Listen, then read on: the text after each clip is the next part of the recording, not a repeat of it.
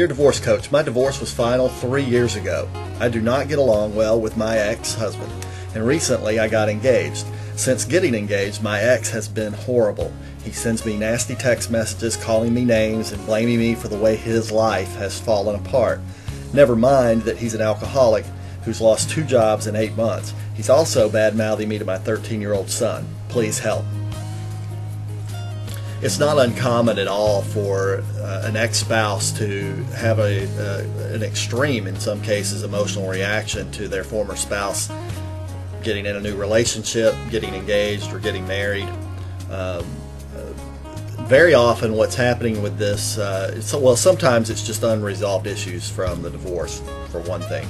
But also it's pretty common for folks to have these reactions because they have a significant fear of losing their child or their children. You know, losing the kids is the most common fear expressed by divorced and divorcing parents.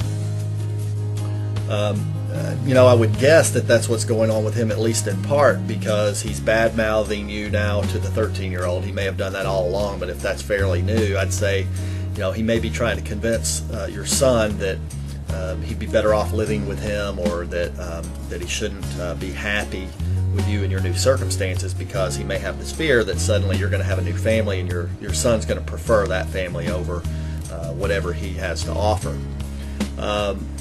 Also, I think it's important for you to recognize that you don't have to subject yourself to name-calling and nastiness. That is not a requirement in divorce.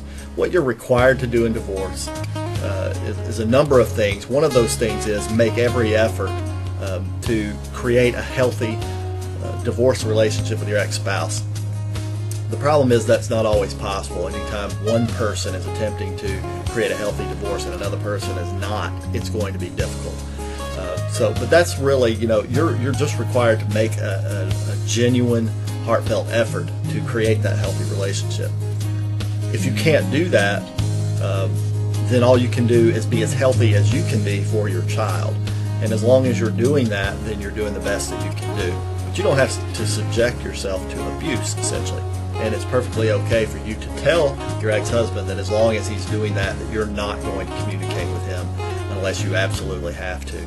And then finally, it might be worth your while to tell your ex that you don't have any intentions of taking your son away from him. Now, you may need to do that in writing. And I'm a big believer in sending hard copy letters when it comes to these kinds of things, so that you force the other person to really process what you've had to say. I'd keep it very brief.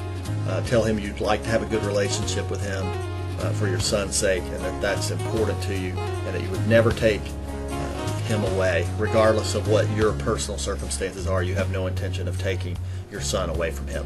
And maybe that will help to alleviate some of this. I wish you the best.